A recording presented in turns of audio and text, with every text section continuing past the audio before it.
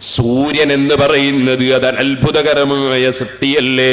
ഞാൻ പറയേണ്ടതില്ലല്ലോ. ആ സൂര്യന്റെ വെളിച്ചം ലഭിച്ച ചന്ദ്രൻ പ്രകാശിക്കുന്നു. ആ സൂര്യന്റെ വെളിച്ചം ലഭിച്ച ഗോളങ്ങളുടെ പ്രകാശം പരസ്പരം ലഭിക്കുന്നു. ഓ സുഹൃത്തുക്കളെ, ആ സൂര്യന്റെ വെളിച്ചം സ്വീകരിച്ച് പ്രതിഫലിപ്പിക്കുകയല്ലേ ചന്ദ്രൻ ചെയ്യുന്നത്? ഇതുപോലെ ഒരു മഹാനായ ഖുതുബ്, ഒരു മഹാനായ ഔലിയാക്കളെ ഒരു നേതാവ്, അവർക്കാണ് ഖുതുബെന്ന് പറയുന്നത്. എന്താണ് ഖുതുബെന്നറിയാത്തവർ? എന്താണ് ഗൗസെന്നറിയാത്തവർ? എന്താണ് അതേ തംകീനിന്റെ മർത്തബക്കാരെന്നറിയാത്തവർ? എന്താണ് മഹാന്മാരെന്നറിയാത്തവർ? പലതിനെയും പരിഹസിക്കും. അവർക്ക് ഖുർആനിന്റെ അസ്റാറുകൾ അറിയില്ല, ഖുർആനിന്റെ പൊരുളുകൾ അറിയില്ല, അവർക്ക് ഹദീസിന്റെ പൊരുളുകൾ അറിയില്ല. ഇപ്പോൾ ഞാനതിലേക്ക് കടന്ന് സംസാരിക്കുന്നില്ല. വശംസു തജ്രീ ലിമുസ്തഖറിൻ ലഹാ, സൂര്യന്റെ താവളത്തിന്റെ ചലനം അല്ലെങ്കിൽ നടത്തം, ആ സൂര്യൻ നടക്കുന്നത് ഞാൻ നേരത്തെ വിവരിച്ചിട്ടുണ്ട്. ഇരിക്കട്ടെ, ആ സൂര്യനിൽ നിന്ന് വെളിച്ചം ലഭിച്ച ചന്ദ്രൻ മറ്റുള്ളതിന് അതാ വെളിച്ചം നൽകുന്നത് പോലെ മഹാന്മാരായ ഖുതുബുകളുടെ ശിഷ്യന്മാർ, എന്റെ മുരീദാരും നരകത്തിലില്ലെന്ന് നരകത്തെ കാക്കും മാലക്ക് പറഞ്ഞോവർ. എന്റെ മുരീദുകൾ നല്ലവരല്ലെങ്കിൽ എപ്പോഴും നല്ലവൻ ഞാനെന്ന് ചൊന്നോവർ. ചന്ദ്രന് സ്വന്തത്തിൽ വെളിച്ചമില്ലെങ്കിൽ തന്നെ സൂര്യനുമായി ബന്ധപ്പെട്ടുകൊണ്ടതവിടെ നിൽക്കുമ്പോ ആ സൂര്യന്റെയും ചന്ദ്രന്റെയും ഇടയ്ക്ക് ഭൂമി മറവിട്ടിട്ടില്ലെങ്കിൽ ആ ചന്ദ്രനും വെളിച്ചമുണ്ട് കേട്ടോ. അത് ചന്ദ്രന്റെ സ്വന്തം വെളിച്ചമല്ല, സൂര്യന്റെ വെളിച്ചം പ്രതിഫലിപ്പിക്കുകയാണ്. ഇതുപോലെ ഔലിയാക്കളെ നേതാവായ അഖ്താബുകൾ, ഖുതുബുകൾ, അവർക്കല്ല കൊടുക്കുന്ന പവറിനാൽ അവരുമായി ബന്ധപ്പെടുന്ന മുരീദന്മാർക്കും അതുപോലെ അവരുടെ ശിഷ്യന്മാർക്കും അവരുമായി നല്ല ബന്ധത്തിലാണെങ്കിൽ അവർക്കും വലിയ സ്ഥാനം ലഭിക്കുന്നു. വശംസു തജ്രീ ലിമുസ്തഖറിൻ ലഹാ, സൂര്യന് അതിൻ്റെതായ ചലനമുണ്ട്.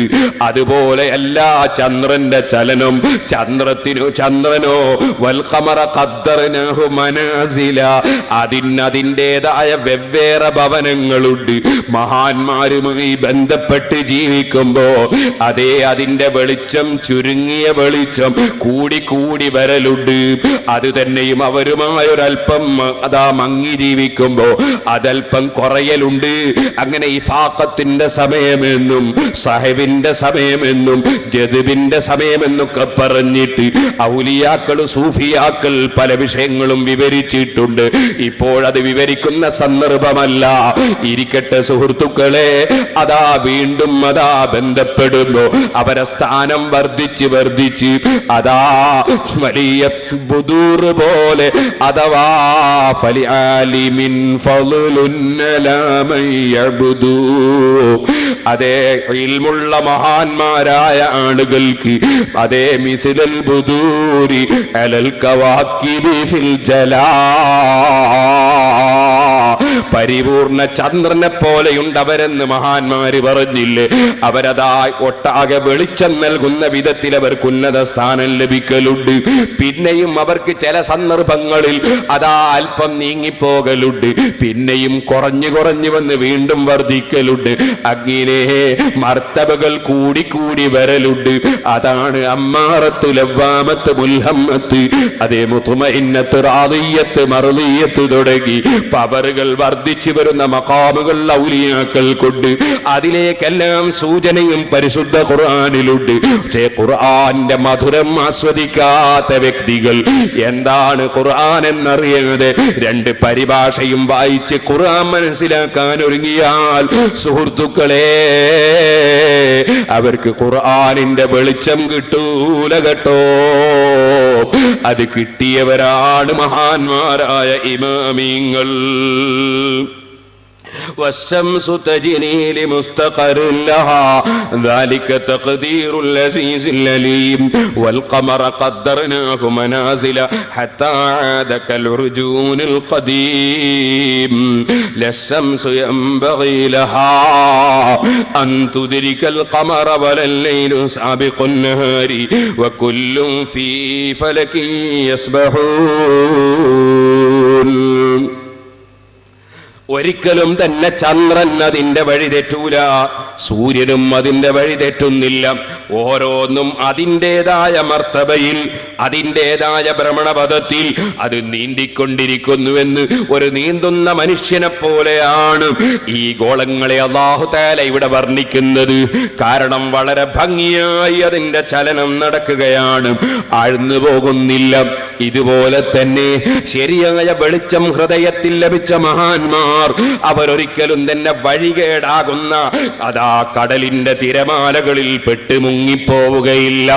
പലരും മുങ്ങിപ്പോകുന്നവരുണ്ട്, പലരും വഴികേടിന്റെ കടൽ തിരമാലകളിൽ അതേ ലോകത്തതാ യുക്തിവാദി, നിരീശ്വരവാദി, നിർമ്മതവാദി, മതവിരോധി, ഖുർആനിന്റെ വിരോധി, ഹദീസിന്റെ വിരോധി, ഇമാമിങ്ങളെ വിരോധികൾ, മഹാന്മാരെ വിരോധികൾ, ഇത്തരത്തിലുള്ള ആളുകൾ ആശയക്കുഴപ്പമാക്കുമ്പോ കടലിലെ തിരമാലകൾ അടിക്കുന്നത് പോലെ അതാ അവരങ്ങനെ ആശയക്കുഴപ്പമാക്കാൻ വേണ്ടിയുള്ള പരിശ്രമം നടത്തുമ്പോ അതേ മുങ്ങിപ്പോകുന്ന ചിലരുണ്ട്, ഈമാൻ തെറ്റിപ്പോകുന്ന ചിലരുണ്ട്, കർമ്മം നഷ്ടപ്പെട്ടു പോകുന്ന ചിലരുണ്ട്.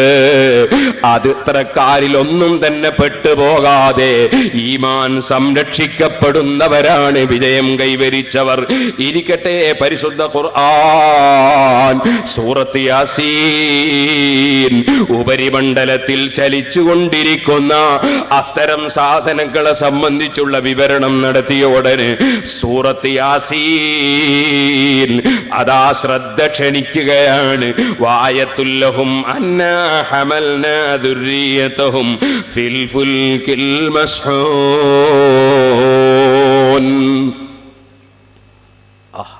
എന്തൊരവതരണമാണ് പരിശുദ്ധ ഖുർആൻ, സൂറത്ത് യാസീൻ എന്തൊരവതരണമാണ് അല്ലാഹു തആല അവതരിപ്പിക്കുന്നത്. നേരത്തെ പറഞ്ഞു ആയത്തുല്ലഹുൽ അർളു, അവർക്ക് തെളിവാണ് ഭൂമി. പിന്നെ പറഞ്ഞു ആയത്തുല്ലഹുൽ ലൈലു, അവർക്ക് തെളിവാണ് രാത്രി. ഇനി പറയാൻ പോകുന്നത് നോക്ക് നിങ്ങൾ, ആയത്തുല്ലഹുൽ ഫുൽഖു എന്നല്ല, ആയത്തുല്ലഹുൽ ഫുൽഖു അവർക്ക് തെളിവാണ് കപ്പൽ എന്നല്ല പറഞ്ഞത്. പിന്നെ തെളിവെന്താ? ആയത്തുല്ലഹും അന്നാ ഹമൽനാ ദുർരിയതഹും ഫിൽ ഫുൽകിൽ മസ്ഹൂൻ, അവർക്ക് ദൃഷ്ടാന്തമാണ്, തെളിവാണ്. അവരുടെ രണ്ട് നിലക്ക് അവിടെ തഫ്സീറുകൾ, പല നിലക്കും തഫ്സീറുകളുണ്ട്, രണ്ടെണ്ണം ഞാൻ പറയാം. വആയത്തുല്ലഹും അന്നാ ഹമൽനാ ദുർരിയതഹും ഫിൽ ഫുൽകിൽ മസ്ഹൂൻ, അവർക്ക് തെളിവാണ് അവരുടെ പിതാക്കന്മാരെ വളരെയേറെ വസ്തുക്കളും വളരെയേറെ ജീവികളാലും നിറക്കപ്പെട്ട ഒരു വലിയ പടുകൂറ്റൻ കപ്പലിൽ നമ്മൾ ചുമന്നത്. മഹാനായ നബിയുല്ലാഹി നൂഹ് അലൈഹിസ്സലാം, ആ നൂഹ് നബി അലൈഹിസ്സലാത്തു വസ്സലാമിന്റെ കപ്പലിൽ അവരുടെ പിതാക്കളെ നമ്മൾ ചുമന്നിട്ടില്ലെങ്കിൽ അവരിന്നിവിടെയുണ്ടോ? ആ കപ്പലിൽ അവരെ നമ്മൾ ചുമന്നു. അതോടുകൂടെ തന്നെ അവർക്ക് ആവശ്യമുള്ള വസ്തുക്കളും അതിൽ നിറക്കപ്പെട്ടിരിക്കുന്നു, മൃഗങ്ങളും ഓരോന്നോരോന്നായി അതിൽ നിറക്കപ്പെട്ടിരിക്കുന്നു. ആ കപ്പലിൽ നമ്മൾ അവരെ ചുമന്നതവർക്ക് തെളിവാണ്. അല്ലെങ്കിൽ ആ ലോകം മുഴുക്കയും അതാ അത്ഭുതപ്പെടുത്തിയ ആ വലിയ പ്രളയത്തിൽ നശിച്ചിന്നവരുണ്ടാകില്ലായിരുന്നു. ഒന്ന്, വആയത്തുല്ലഹും അന്നാ ഹമൽനാ ദുർരിയതഹും ഫിൽ ഫുൽകിൽ മസ്ഹൂൻ, അവിടെ ദുർരിയത്ത് എന്ന വാചകമല്ലേ പറഞ്ഞത്? ദുർരിയത്ത് എന്ന വാചകം സാധാരണ സന്താനങ്ങൾ എന്ന അർത്ഥത്തിലല്ലേ പറയാറ്? അപ്പൊ അവരുടെ സന്താനങ്ങളെ നമ്മളെ കപ്പലിൽ വഹിച്ചു എന്നല്ലേ? ശരിയാണ്. കാരണം ഇവിടെ ഇപ്പോൾ സംസാരിക്കുന്നത് ഇതാ മക്കയിലെ മുശ്രിക്കുകളോടാണ്. ആ മുശ്രിക്കുകളെ ആ കപ്പലിൽ കയറ്റിയതൊരു പറയേണ്ട സംഗതിയല്ല, അതേ സമയത്ത് അതേ മുശ്രിക്കുകളുടെ സന്താനങ്ങളിൽ ലോകത്ത് അതാ ഉപകാരപ്രദമായ മഹാന്മാര് വരുന്നുണ്ട്. അവരെ ചുമന്നതേ പറയേണ്ടതുള്ളൂ, മറ്റത് പറയേണ്ടതില്ല. തേങ്ങ ചുമക്കുമ്പോൾ ചകിരി ഉണ്ടായതുപോലെ, അതേ തേങ്ങ ചുമക്കുമ്പോൾ ചിരട്ട ഉണ്ടായതുപോലെ, ആ ചകിരി ചുമന്നു എന്ന് പറയേണ്ടതില്ലല്ലോ, തേങ്ങ ചുമന്നു എന്ന് പറഞ്ഞാ പോരെ. അതുപോലെ ചിരട്ട ചുമന്നു എന്ന് പറയേണ്ടതില്ലല്ലോ, തേങ്ങ ചുമന്നു എന്ന് പറഞ്ഞാ പോരെ. ഇതുപോലെ അവരെ ചുമന്നത് പറയാനില്ല, കാരണം അവർ അല്ലാഹുവിന്റെ ഏകാധിപത്യം അംഗീകരിക്കാത്തവരാണ്, അവന്റെ ഹബീബായ നബിയുടെ മഹത്വം അംഗീകരിക്കാത്തവരാണ്. അവരെ ചുമന്നതല്ല ഇവിടുത്തെ വിഷയം, മറിച്ച് അവരുടെ സന്താനങ്ങൾ അവരുടെ മുതുകുകളിലുണ്ട്, അവരെ ചുമന്നതാണ് വിഷയം. അതുകൊണ്ടാണ് അല്ലാഹു തആല പിതാക്കളെ എന്ന് പറയാതെ സന്താനങ്ങളെ എന്ന് പറഞ്ഞിട്ടുള്ളത്. വായത്തുല്ലഹും അന്നാ ഹമൽനാ ദുർരിയതഹും ഫിൽ ഫുൽകിൽ മസ്ഹൂൻ.